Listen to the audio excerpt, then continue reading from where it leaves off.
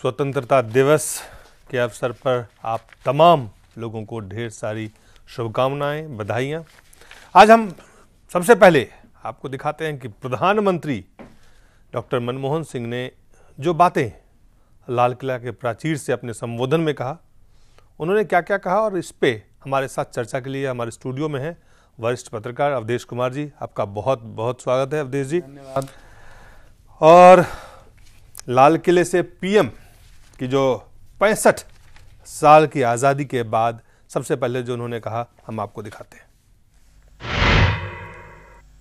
जो सफ़र 15 अगस्त 1947 को हमने शुरू किया, उसको आज 65 साल बीत चुके हैं। इन 65 सालों में हमने बहुत कुछ हासिल किया है। आज निश्चय ही भारत के लोकतंत्र की कामयाबी का जश्न मनाने का दिन है, लेकिन इस मौके पर हमें ये भी सोचना चाहिए कि हमें आगे क्या कुछ करना और हासिल करना है।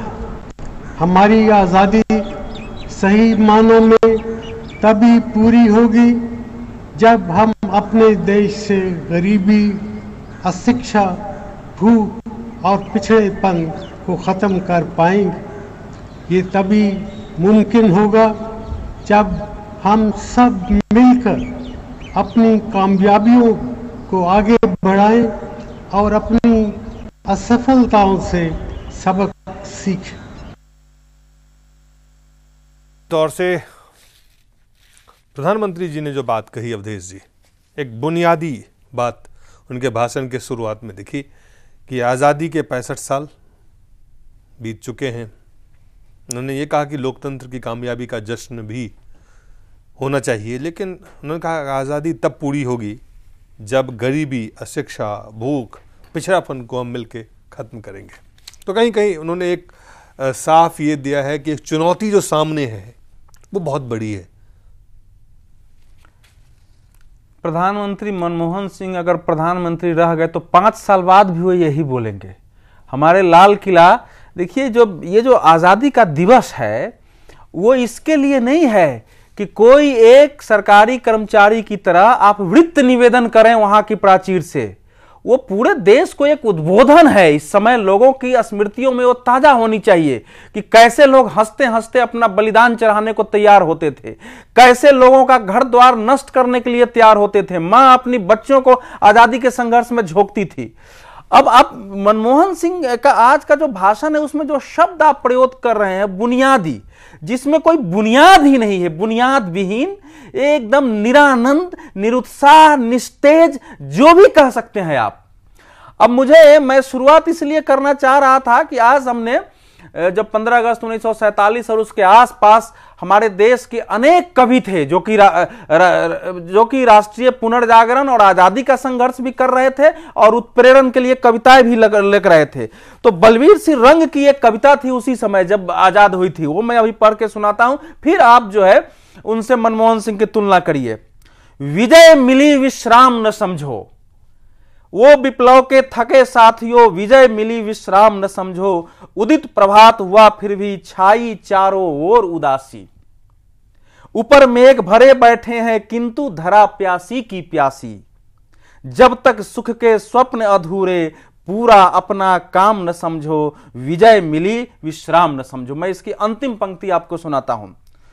तुमने वज्र प्रहार किया था पराधीनता की छाती पर, देखो आंच न आने पाए जन जन की सौंपी थाती पर, समर शेष है सजग देश है, सचमुच युद्ध विराम न समझो, विजय मिली विश्राम न समझो। तो वो एक आह्वान था कि हमने आजादी जरूर पाली है, वो दिख जरूर रहा है कि आकाश में बादल है, लेकिन धरती हमारी अभी प्यासी है। आप जैसे पराधीनता की छाती पर वज्र से प्रहार किया है, वैसे ही अभी समर जो है शेष नहीं हुआ है, अभी आगे संघर्ष करना है इस देश को देश बनाने के लिए। 65 साल के बाद भी मनमोहन सिंह जब कहते हैं कि हमारी आज़ादी पूरी नहीं होगी जब तक गरीबी, भुखमरी, अशिक्षा, बेकारी, ये जो बात पिछड़ापन जब तक दूर नहीं होगा, जब तक इसको खत्म नहीं करेंगे, तो उन्होंने अपने संबोधन के शुरुआत में ही उन्होंने जो बातें कही, उसके बाद उन्होंने बहुत सारी बातें कही, लेकिन जो बात आप कह रहे हो वो जो चुनौती, इसका मतलब है आज़ादी के समय जो चुनौतियों को सामने रखा गया था 65 साल के बाद, उन चुनौतियों का हम सही मायने में सामना न तो कर पाए हैं और न ही हमारे पास लगता है कि कोई इस तरह की चीज़ें ठोस कारगर एक उपाय के तरह अगर प्रधानमंत्री उसको इशारा करते कि नहीं, हमारे सामने 65 साल के बाद ये चुनौतियां हैं और हम इस चुनौतियों को, इन तमाम चुनौतियों को, ये हमारे पास हैं लक्ष्य, इस तरह से हमारे कारगर कदम होंगे, ये हमारी ठोस नीतियां हैं, ये हमारी नीयत है। इन्होंने बीमारी बताई 65 साल के बाद, आज़ादी से जो पहले से बीमारी चलती आ रही थी, उस बीमारी को उन्होंने बोला 65 साल के बाद भी वो बीमारियां हैं, लेकिन बीमारियों का इलाज अगर देखें तो वो प्रधानमंत्री शायद लगता है आपको बता पाए नहीं। वो देखिए, यही कह रहा हूं कि आप ये देखिए कि उस समय की कविता आज तक प्रासंगिक इस देश में लग रहा है, बल्कि कई बार ये लगता है, देखिए 15 अगस्त 1947 के पहले तो आपके सामने एक दुश्मन था जिसके विरुद्ध आप संघर्ष कर रहे थे और सारी समस्याओं के लिए जिम्मेवार उसको मानते थे, आपने भगा दिया। आज जो कुछ वो कह रहे हैं, ये अपनी सरकार का ये 8 वर्ष का सारा दे रहे थे। 8 वर्ष से तो खुद ये प्रधानमंत्री हैं। 8 वर्ष में आपने क्या किया है? देखिए, ये अर्थशास्त्री हैं जो आज ये कह रहे थे, इसलिए मैं अपने आंकड़ों की सारी कॉपी लेके आया हूं जी। आप इसमें आज की हालत क्या है? भारत की दुर्दशा देखिए, 7,50,000 करोड़ रुपया से ज्यादा हमारा जो है व्यापार घाटा हो चुका है। 14,90,000 करोड़ का आपका बजट है, ये अर्थशास्त्री प्रधानमंत्री के अंदर है। खुद सरकार का आंकड़ा कह रहा है जो गरीबी रेखा है उसमें 35 करोड़ 46 लाख लोग अभी भी गरीबी रेखा के नीचे है। उसका मूल्यांकन यह है कि 28 रुपया 65 पैसे जो शहर में खर्च करता हो और 22 रुपया 42 पैसा खर्च करता हो, मतलब इतने भी खर्च की स्थिति नहीं है। और एनएसएस उसका एक सर्वे हमने देखा है, उसमें यह बता रहा है कि गांवों के 60% से ज्यादा आबादी अभी भी मतलब 1054 रुपये महीने पर गुजारा कर रही है। आप कल्पना करिए कि जहां 70 रुपये 80 रुपये किलो दाल मिल रहा हो, 25 से 30 रुपये किलो चावल हो, 1054 रुपये में कैसे गुजारा हो सकता है? उसमें भी बिहार जैसे राज्य की हालत यह है कि वहां 780 रुपया प्रति महीना, वो नहीं क्या बता रहा है। अब आप देखिए इस समय देश की आर्थिक स्थिति जिसका उन्होंने कहा कि यद्यपि विश्व में इस समय दुनिया के ज्यादातर देशों का सकल घरेलू उत्पाद और आर्थिक विकास दर बाकी शून्य से नीचे रहा है, भारत ने जो है फिर भी एक सम्मानजनक ढंग से विकास किया है। लेकिन ये सम्मानजनक विकास जो बता रहे हैं वो हकीकत में क्या है? हकीकत में यह है कि हमारा राजकोष इनके राज में खाली हो चुका है। सरकारी आंकड़ा कहता है कि हमारा राजकोषीय घाटा 5,13,590 करोड़ को पार कर रहा है और साधारण स्थिति है। जो स्थिति चंद्रशेखर जी के समय थी उससे बुरी स्थिति हो चुकी है। उन्होंने आर्थिक जो स्थिति है अभी अर्थ पर इसीलिए बात कर, सबसे पहले आपको दिखाते हैं उन्होंने क्या कहा। इन दिनों विश्व अर्थव्यवस्था एक मुश्किल भरे दौर से गुजर रही है। दुनिया के सभी देशों में आर्थिक विकास की रफ्तार कम हुई है। यूरोप के देशों को मिलाकर देखा जाए तो इस साल उनकी विकास दर 0 रहने का अनुमान है। हमारे देश के बाहर के हालात पर असर हम पर भी पड़ा है। साथ ही देश के अंदर कई ऐसी परिस्थितियां बनी हैं जो हमारे आर्थिक विकास में बाधा पहुंचा रही हैं। पिछले साल हमारी जीडीपी में 6.5% की बढ़ोतरी हुई। इस साल हमें इससे कुछ बेहतर करने की उम्मीद है। हम अपने देश के बाहर के हालात के बारे में ज़्यादा कुछ नहीं कर सकते, लेकिन हमें अपने देश के अंदर की समस्याओं को दूर करने के लिए हर मुमकिन कोशिश करनी चाहिए ताकि हमारे आर्थिक विकास की दर और देश में रोजगार के नए मौके पैदा होने की रफ्तार फिर से तेज हो सके। साथ में हमें महंगाई पर भी काबू रखना है। इसमें थोड़ी मुश्किल खराब मॉनसून की वजह से आएगी, लेकिन इस स्थिति से निपटने के लिए हमने उन्होंने कई उपाय किए हैं। आपने आर्थिक संकट और महंगाई के बारे में डॉक्टर मनमोहन सिंह, भारत के प्रधानमंत्री ने जो बातें कही, उस पर आप क्या कहना चाहेंगे? मैंने उनके भाषण के पहले से ये आरंभ किया है, प्रधानमंत्री से ये लाल किला की प्राचीर जो है, मैंने पहले ही कहा कि सरकार के घोषणा पत्र पढ़ने का, सरकारी उपलब्धियों का नहीं होता है। नहीं, एक आर्थिक संकट और आर्थिक जो स्थिति नहीं, है, सवाल यह है कि उसमें दृष्टिकोण ये नहीं है। आज का दिन जो है वो देश के आह्वान का होता है। आप लाल बहादुर शास्त्री का समय याद करिए, वो भी लाल किले से चढ़े थे और जब देश संकट में था उन्होंने आह्वान किया था, जय जवान जय किसान का नारा दिया था। और उस समय देश संकट में था तो गांव गांव से महिलाएं अपना आभूषण निकाल के दान में देने लगी थी। यह होता है लीडरशिप, कि इस समय देश अगर क्राइसिस में है तो उसका कारण कौन है?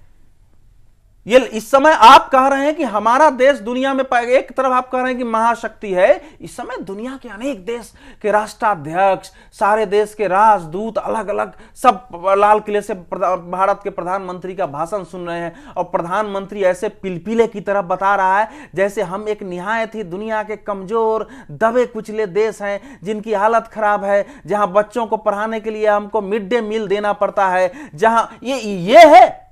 तो अंग्रेज भी कहते थे कि हम रोजगार बढ़ाएंगे, हम वो करेंगे।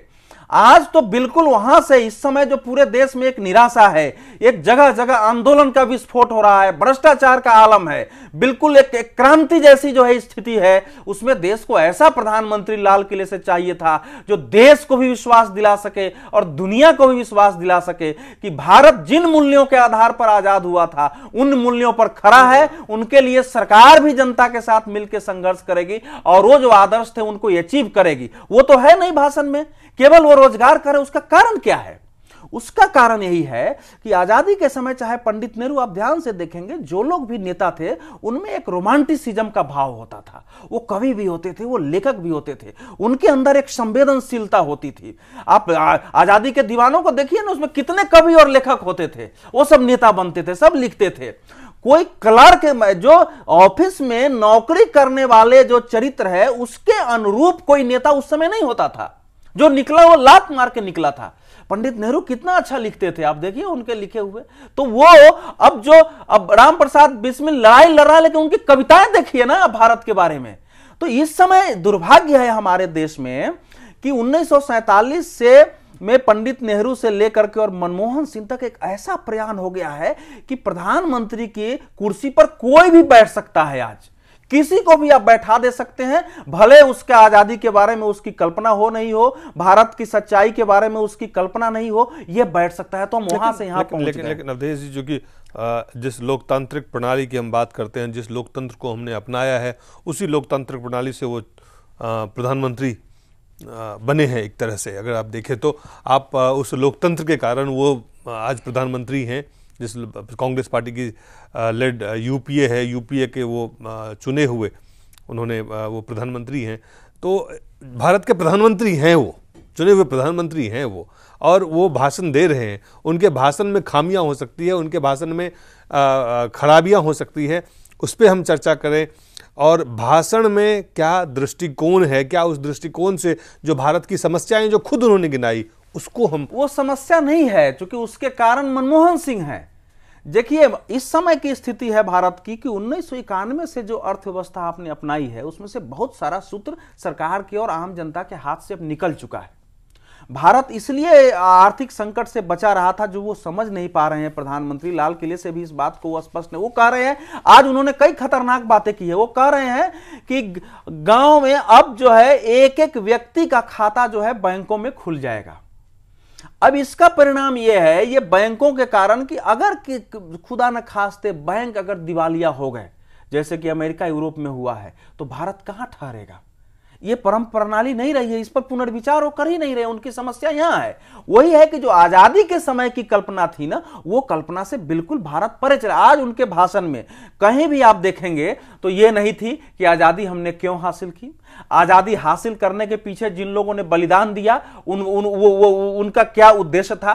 ब्रिटिश सरकार जो दावा करती थी कि हम यहां विकास का काम कर रहे हैं, उनको हमने क्यों हटाया। और हमको ये सब कोई भाषण में आपको न तो राष्ट्रपति के भाषण में और न प्रधानमंत्री के भाषण में मिला है। और देश का दुर्भाग्य है, खास करके मैं इंदिरा गांधी का बहुत समर्थक नहीं रहा हूं, लेकिन उनके बाद से जितने भी प्रधानमंत्री हुए, मुरारजी भाई का एक भाषण जो था वो जरूर एक बार जो है देश को अपील करने वाला था, नहीं तो सब भाषण इसी तरह से वो एकदम पिलपिले जैसा नौकरशाह का लिखा हुआ। और उसके लिए थोड़े है भाषा ये लाल किला का प्राचीर।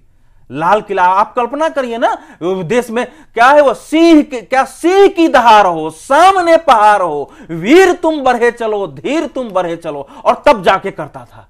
तो ये सब कविता क्या केवल पढ़ने के लिए रह गई थी? वो केवल नहीं था, वो आह्वान था। तो भारत देश उसका नाम है ये। अभी मैं आपको 2-4 आगे भी इसमें पढ़ के सुनाऊंगा। रामधारी सिंह दिनकर ने, सुमित्रा नंदन पंत ने, सूर्यकांत त्रिपाठी निराला ने आजादी के बाद भारत के बारे में क्या कहा। तो चूंकि इस समय प्रधानमंत्री न अध्ययनशील है, न ही रचनाशील है, न इनके अंदर उस प्रकार का रोमांटिसिज्म का भाव है कि हमको देश और समाज को बदलना है, हमको जो है दुनिया का जो भटकाव है उसमें एक आदर्श बन के रहना है। आज अगर कोई प्रधानमंत्री इस ढंग से आह्वान करता ना, आधा आंदोलन तो ऐसे ही खत्म हो जाएगा, लोग देश के साथ खड़े हो जाएंगे। तो ये देश के अकुशल नेतृत्व का, अक्षम नेतृत्व का, ये देश की सही समस्या को नहीं समझ पाने का और आजादी की भावना की गलत व्याख्या करने वाले किसी एक व्यक्ति का भाषण है, जो जिसके बारे में आप कह रहे हैं लोकतंत्र। देखिए, ये तो लोकतंत्र में कल्पना नहीं हो सकती है कि बिना चुनाव जीते हुए कोई जो है प्रधानमंत्री बन जाए। नहीं, राज्यसभा के वो नहीं, राज्यसभा तो दूसरी चीज है। राज्यसभा से आपका क्या है, जनता के बीच से बगैर चुने हुए लोकसभा का नेता बन जाए, ये कहीं लिखा हुआ है संविधान में। लेकिन अभी संविधान में इसका काट भी नहीं है कि आप कैसे भी बन सकते हैं।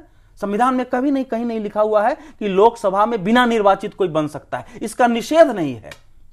तो जो संविधान जिसके बारे में हम लोग उसकी आलोचना करते हैं उसको भी नकारा गया है। इसलिए जो लीडर नीचे से आता है, संघर्ष करके आता है, उन सपनों से निकल के आता है, वो कवि हो, लेखक हो, पत्रकार हो, वो संघर्षशील हो, भले वो हिंसक संघर्ष में भी रहा हो, उसके अंदर भी एक चैतन्यता होती है राष्ट्र के बारे में, जिसका बिल्कुल अभाव है इनके अंदर। तो वो तो एकदम कह रहे हैं ना कि जो वो भाषण दे रहे थे तो मुझे नींद जैसी आने लगी, मैं अखबार पढ़ने लगा। लेकिन जो बातें उन्होंने कही आर्थिक को लेके, आर्थिक जो स्थिति है उसको लेके, आर्थिक संकट को लेके और महंगाई को लेके, उसका उन्होंने उपाय किया कि देखिए इस समय दूसरी बात, फिर प्रधानमंत्री के अर्थशास्त्र पर प्रश्न खड़ा होता है। जैसे अज्ञेय ने लिखा ना कि ये उपमान अब मैले हो गए हैं, देवता इन प्रतीकों से कर गए हैं कूच। देखिए, ये जो 2008 से जो संकट आया है, ये पता नहीं कैसे ये नहीं समझ पा रहे हैं अर्थशास्त्र होते हुए, उसका जो सबसे बड़ी उसमें चुनौती है कि इन संकटों से निपट की जो व्याख्या मान्य उदारवादी अर्थशास्त्र में, लिबरल इकोनॉमी में है, उसके समाधान के जो रास्ते बताए गए हैं वही इस समय फेल कर रहे हैं। क्योंकि महंगाई उनमें लिखे हुए कारणों से आज नहीं है। जो ये कहते हैं महंगाई, जैसे उदाहरण के लिए इन्होंने महंगाई की बात कही, बैंकों को उसके लिए रास्ते जो वो बता रहे हैं। महंगाई के बारे में यह माना जाता है कि महंगाई तब बढ़ती है जब लोगों के पास पैसे थोड़ा बढ़ जाते हैं और खरीदने वाले ज्यादा हो जाते हैं, सामान की कमी हो जाती है। पूंजीवाद इसको यह मानती है कि बैंक ज्यादा पैसा जब मार्केट में छोड़ने लगता है तो महंगाई बढ़ जाती है। इसीलिए बार बार जो है प्रणब मुखर्जी ने कम से कम 16 बार हमारे बैंकों का, मतलब पिछले जो है 2.5 सालों में 17 बार बैंकों का रिजर्व रेशियो और बैंकों का जो है जो ब्याज दर होती है, जिसको कि रेपो और रिवर्स रेपो कहते हैं, उसको कराया, उसका कोई असर नहीं पड़ा। दुनिया भर में यही हो रहा है।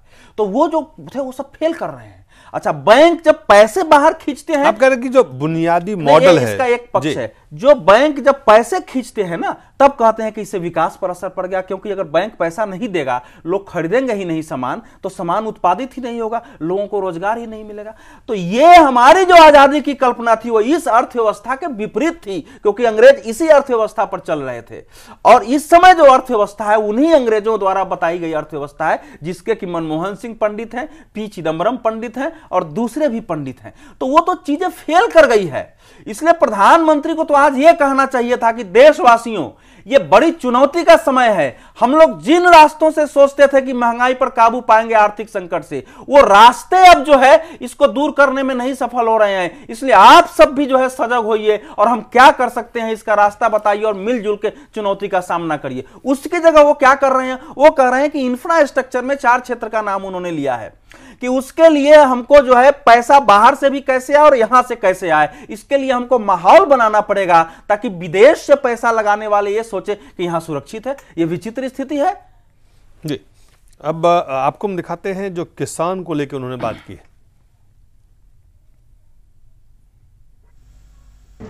उन फसलों में, उन जिलों में जहां बरसात में 50% या इससे ज़्यादा की कमी हुई है, सरकार किसानों को डीजल सब्सिडी दे रही है। सीड सब्सिडी में बढ़ोतरी की गई है। चारे के लिए केंद्र की योजना में उपलब्धि राशि बढ़ा दी गई है। हमारी कोशिश है कि हमारे देश के किसी भी क्षेत्र में बीज, चारे और पानी की वजह से लोगों को परेशानी न हो। अच्छी बात यह है कि हमारे किसान भाई बहनों की मेहनत की वजह से देश में अनाज का बहुत बड़ा भंडार है और अनाज की उपलब्धता की समस्या हमारे सामने पैदा नहीं होगी। अब देखिए वो क्या कह रहे हैं। ये जो उनका जो पूरा भाषण है वो भारतीय खेती के अनुकूल नहीं है। आप बीज की सब्सिडी देंगे, मतलब आप ये मान चुके हैं कि जो बीज को वर्षों तक संरक्षित रखने की जो परंपरा थी वो नष्ट हो चुकी है। हम सब्सिडी देंगे, कंपनियां बीज बनाएंगी और वो बीज किसान खरीद। सब्सिडी से किसको लाभ होगा? ये उन कंपनियों को लाभ होगा। वो कह रहे हैं, उनका है कि, तो यही मैं कह रहा हूं ना कि ये जो औद्योगिक पूंजीवाद होता है उसमें विकास के सारे प्रतिमान उद्योग और शहर बन जाते हैं। तो यहां कृषि का विकास उद्योग की तरह और गांव का विकास शहरों की तरह करने की कोशिश है और वही हमारी फेल्योर हुई है। आप देखिए इस समय किसानी, कोई व्यक्ति भारत में, आज प्रधानमंत्री के भाषण से तो किसान ज्यादा निराश होंगे, कोई एक व्यक्ति भारत में अपनी मन से खेती नहीं करना चाहता है, उसको सम्मान का पेशा नहीं लगता है खेती। उसके लिए प्रधानमंत्री यहां क्या कर रहे हैं? जबकि प्रणब मुखर्जी ने अपने इसी वर्ष, अब तो राष्ट्रपति हो गए, भाषण में स्वीकार किया था कि इस आर्थिक संकट के बावजूद जो गांवों की अर्थव्यवस्था है वही भारत को बचाए हुए है, क्योंकि गांव से ही खरीदारी ज्यादा हो रही है इस समय। उसका कारण क्या है कि अभी भी गांव का अधिकांश जन हो ये बैंकों पर, वो कर्जों पर, वो बड़ी कंपनियों पर निर्भर नहीं है। वो जो ये निर्भर बनाने का खतरनाक खेल खेल रहे हैं उसमें तो ये देश नष्ट हो जाएगा। ये आजादी का सपना थोड़े था, ये इनको तो समझे नहीं है ना। जैसे अब आज इनको कहा जाए जयशंकर प्रसाद की वो कविता के अरुण यह मधुमेह देश हमारा, तो मनमोहन सिंह पूछेंगे कि अरुण किसको बोलते हैं, ये मधुमेह क्या कहलाएगा? तो जिस व्यक्ति को कल्पना ही नहीं है भारत के बारे में, वो व्यक्ति भारत का प्रधानमंत्री अगर बन जाएगा, उनकी अपनी कल्पना है ऑक्सफोर्ड की, कैम्ब्रिज की, उस अर्थव्यवस्था की, IMF की, वर्ल्ड बैंक की, तो क्या उनसे आप क्या जो है ये आप कहेंगे? भारत की कल्पना जो गांधी जी से लेके सुभाष चंद्र बोस, महर्षि अरविंद। आज एक और उदाहरण दे रहा हूं। आज आपके आने के पहले मैं सुभाष चंद्र बोस का वो जो भाषण है, तुम हमें खून दो मैं तुम्हें आजादी दूंगा, वो पढ़ रहा था। उसमें एक जगह वो कहते हैं कि अंतरराष्ट्रीयवादी, ये उसी लाइन के है कि अंतरराष्ट्रीयतावादी जो हैं वो राष्ट्रवाद को, राष्ट्रीयता को संकीर्ण मानते हैं। उन्होंने कहा कि ये गलत है। ये भारतीय राष्ट्रीयता न तो संकीर्ण है, न अपकारी है, न किसी का विरोधी है। ये तो सत्य, शिव और सुंदर है, मतलब सच पर आधारित है, विश्व का कल्याण चाहता है और पूरे मानवता का सौंदर्य देखना चाहता है, इसलिए संकीर्ण हो ही नहीं सकता है। अब ये जो राष्ट्रवाद है, मनमोहन सिंह से कहेंगे तो इनके लिए राष्ट्रवाद का कोई अर्थ ही नहीं है। वो तो बताएंगे कि अंग्रेज जब आए, जब इन्होंने अंग्रेजी पढ़ाई, तब भारत में नेशनलिज्म का उदय हुआ है, उसके पहले कोई राष्ट्र था ही नहीं। तो इस विचारधारा के आदमी, इनको ये देश विरोधी नहीं है, ये बेईमान नहीं है, ये इरादतन गलत नहीं है, लेकिन दो है कि ये भारत जैसे महान देश का, इस सभ्यता के वैसे देश का जिसकी आजादी की कल्पना कितनी महान थी, वैसे देश के नेतृत्व के निहायत ही अयोग्य हैं। एक दूसरा, ये इनको भारत की समझ नहीं है। ये मानते हैं कि अमेरिका यूरोप की जो व्यवस्था है वही व्यवस्था कल्याणकारी हो सकती है, इसलिए उस मार्ग का अनुसरण कर रहे हैं क्योंकि इनको समझ नहीं है आगे। और शायद जो भाषण का आप जो चीज़ देख रहे हैं, आप कहते हैं कि उनकी जो नीतियां हैं, उनकी जो नीयत से गलत नहीं है, जो नीतियां वो अपनाए हुए हैं, जिस मॉडल को उन्होंने लिया हुआ है, उस मॉडल के कारण ये उनको वही मॉडल समझ में ही आएगा जी, लिया हुआ नहीं है, वो उनकी शिक्षा दीक्षा उनकी सोच वही है जी। अनएम्प्लॉयमेंट को लेके, बेकारी को लेके प्रधानमंत्री ने क्या कहा? पिछले 8 सालों के दौरान हमारी ये कोशिश रही है कि हम अपने नागरिकों को सामाजिक और आर्थिक रूप से सशक्त बनाएं ताकि वो राष्ट्र निर्माण के महान काम में योगदान दे सकें। आज देश के हर 5 में से 1 घर जॉब कार्ड के जरिए महात्मा गांधी राष्ट्रीय रोजगार गारंटी अधिनियम से फायदा उठाने का हकदार बन चुका है। सिर्फ पिछले साल में हमने 8 करोड़ से अधिक लोगों को इस स्कीम के जरिए रोजगार उपलब्ध कराया है। अगर 1947 के पहले का जमाना होता ना और ऐसा कोई प्रधानमंत्री भाषण देता तो मैं मानता हूं कि अंग्रेजों की तरफ विद्रोह हो जाता कि इसको आज गद्दी से हटाओ। ये तो चूंकि हमारा देश अब ऐसा इन लोगों ने बना दिया है कि आदमी के सामने अपना कैरियर, अपना रोजगार यही केवल लक्ष्य है और कुछ है ही नहीं। अंग्रेज यही तो चाहते थे कि साथ सब क्लर्क बन जाए, व्यापारी बन जाए और लोगों की समस्याएं इतनी बढ़ जाए कि उनको देश समाज की चिंता ही नहीं हो और हम सुख से शांति से करता रहें। यही वो कह रहे हैं। अब देखिए, ये रोजगार की बात कर रहे हैं। रोजगार भारत में किसने छीना? गांव से पलायन होकर के। अब मैं आपको 1-2 उदाहरण जो है इन्हीं के दे रहा हूं। 2011 की जनगणना, उस जनगणना में आबादी बढ़ने का जो अनुपात है देश में वो 17.64% है 10 वर्ष में। लेकिन शहर की आबादी 31.8% बढ़ी है और गांव की आबादी केवल 12.2% बढ़ी। यद्यपि अभी भी 68% लोग गांव में रह रहे हैं, लेकिन अब देखिए शहर की आबादी 31.8% बढ़ रही है। क्यों बढ़ रही है?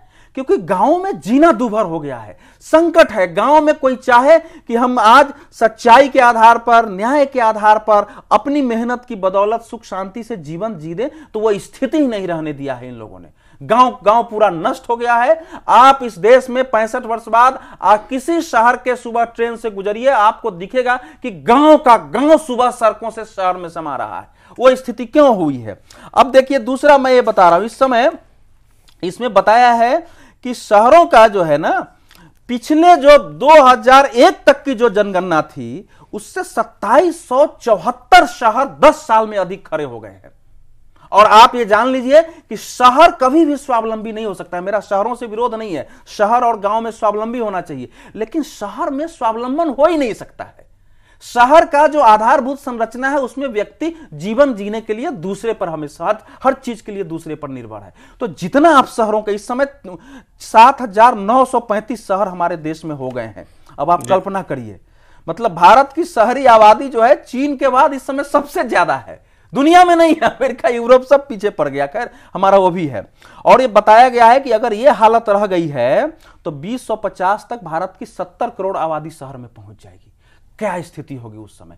तो रोजगार की और बाकी व्यवस्था जो है ना, ये सारा शहर के लिए इंडिविजुअल लाइफ होती है, करनी होती है। ये सब चीजें फेल कर रही है। ये चीजें आजादी के बाद नहीं थी, हमारी पहली योजना में भी ये नहीं थी। अगर आप पहली पंचवर्षीय योजना देखेंगे जो आबादी कांग्रेस थी, उसके बाद की देश की अर्थनीति कैसी होनी चाहिए उसके रिजोल्यूशन को देखेंगे तो 91 में जो आर्थिक सुधार हुए, उस सुधार के बाद जो एक नई दिशा आर्थिक जो, और उसमें सिर्फ उसमें बीच में इंडिया की भी सरकारें आई यहाँ पे और चलाया उन्होंने, तो उन्होंने भी नीति को तो बदला नहीं। तो सिर्फ एक मनमोहन सिंह ही नहीं है जिसने उस नीति, उस मॉडल को लेके आगे बढ़ाया है। तो भाजपा की जो एनडीए की नीति थी वो भी मनमोहन सिंह से बहुत अलग नहीं। भाजपा ने तो और आगे बढ़ के, देखिए अब उस पर जाएंगे तो चर्चा इसलिए मैं कर रहा हूं। लेकिन जैसे अब अनाज का वायदा कारोबार भाजपा के समय शुरू हुआ है, ये जो बैंकों में बिल्डरों को और मकान के लिए जो ब्याज दर सबसे घटाने का उनके काम में हुआ, जिसमें पैसा आजकल फंसा हुआ है। लेकिन देखिए ऐसा है कि आज आजादी के दिन दो बातें हमको समझनी चाहिए कि एक तो मनमोहन सिंह और इनके जैसे जो लोग हैं वो मानते हैं कि जो फ्रीडम का जो विचार है, स्वतंत्रता का, ये पश्चिम से हमारे यहाँ लिया गया। उन्हीं लोगों ने लड़ाइयाँ लड़ी, उपनिवेश शुरुआत, जिससे हमने प्रेरणा ली है। देखिए स्वाधीनता का अर्थ जो हमारे यहाँ है वो, जैसे तुलसीदास ने कहा, पराधीन सपनेहु सुख नाही। अगर हम दूसरे के अधीन में है तो सपने में भी सुख नहीं मिलता है। तो वो केवल राजनीतिक अधीनता का नहीं है। जैसे अगर आप मनु स्मृति पढ़ेंगे तो उसमें स्वाधीनता की परिभाषा ये दी है कि सब में अपनी आत्मा को जो देखता है, हाँ, और अपनी आत्मा में जो समस्त ब्रह्मांड को, सब जीव को देखता है, वही असल में स्वाधीन है। मतलब जो सारे विकारों से, जो सारे बंधनों से मुक्त होके सबको स्वयं में और स्वयं को सब में देखता है। इसीलिए कहा गया, गांधी जी कहते थे कि केवल जो है भौगोलिक दो प्रकार की आजादी स्वतंत्रता भारत ने मानी है, एक भौमिक और एक जो है निजी। तो भौमिक आजादी तो चलो, भौमिक को तो हम लड़के कर सकते हैं। तो उसी में गांधी जी ने कहा कि अगर हमारी भूमि पर किसी ने कब्जा कर लिया, उससे तो हम संघर्ष कर सकते हैं, लेकिन अगर हमने उसकी विचारधारा को स्वीकार कर लिया, तो अगर उसने भूमि पर कब्जा नहीं भी किया है तब भी हम स्वतंत्र और स्वाधीन नहीं हुए। जी, एक छोटा सा ब्रेक लेंगे। जो बात आपने कही है बहुत अहम बात है, हम आगे बढ़ाएंगे एक छोटे से ब्रेक के बाद।